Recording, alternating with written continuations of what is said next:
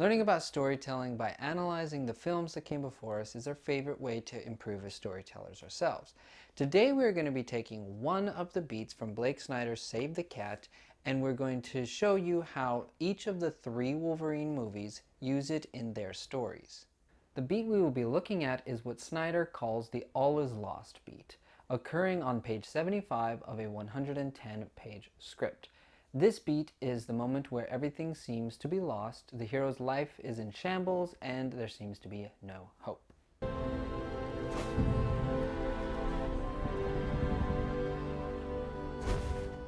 Snyder also notes that usually this beat is accompanied by what he calls the whiff of death. This means that in most films, this moment will be the death of a mentor, a pet, or even a plant.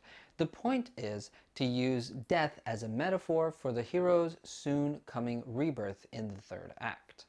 Today we're going to be looking at the 3 Wolverine movies. So we will be seeing varying degrees of success for this beat, but they all use it. Let's start with X-Men Origins Wolverine. In this movie, Logan is on a revenge tour against the people from the Weapon X program, but not necessarily because of the whole torture and fusing of adamantium to a skeleton thing.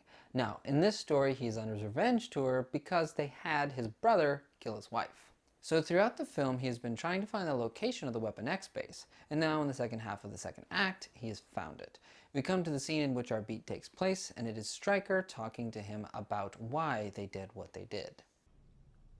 I needed your powers for the pool. The what? The mutant killer. Deadpool. Revealing that his wife was never dead.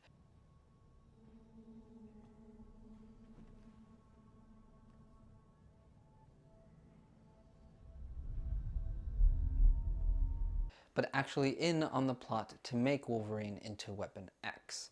The storytellers use this beat and subvert the whole whiff of death thing and remind us and Logan of the worst day of his life. And what's worse is that his wife was in on it. And now we move on to the Wolverine.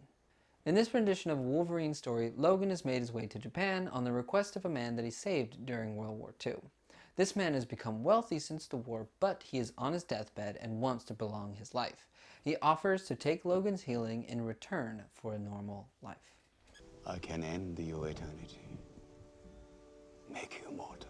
Logan refuses, but in the night, Viper poisons him, making him hallucinate so she can put the power-stealing thingy in him. After several fights, Logan's injuries begin to add up. He finds the thingy attached to his art and decides to take it out despite Yukio's protests. I gotta get that thing out of me. How? Stop, Logan. I saw you die. I'm never wrong. I'm never wrong. Yukio tells him that she saw his death, but he tears it out with a claw anyway and dies. While Logan is mid-self-surgery, Yukio gets in her own fight and nearly dies when at the last moment Logan heals and stops the blade from plunging into her heart. Don't hit my friends. With our beat being hit with the false death of Logan, we can now continue on through the 2nd act and get to our next beat, which will take our hero even lower. And now we move on to Logan.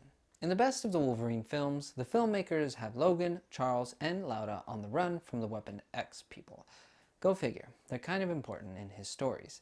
While on the run, Charles is dealing with some mental health issues and is entirely reliant on Logan. With Charles being the father figure and the most important person to Logan, the filmmakers set up the most impactful version of this story beat. With Logan and his crew finding a moment of happiness on the road when they help the family and get invited over for dinner, the filmmakers also make sure that the all is lost beat is the perfect opposite to the midpoint. Logan.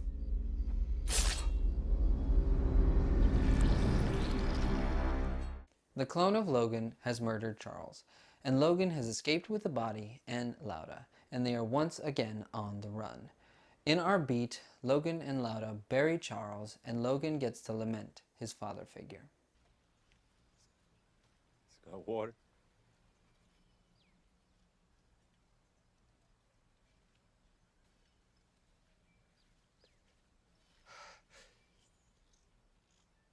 After the funeral, the storytellers continue to add on to their problems by having the car break down on them. a perfect metaphor for Logan's body doing the same as he falls over unconscious. There's a reason that Logan is the best of these three films, and it's because the filmmakers took care to treat each of the story beats with as much respect as the next one.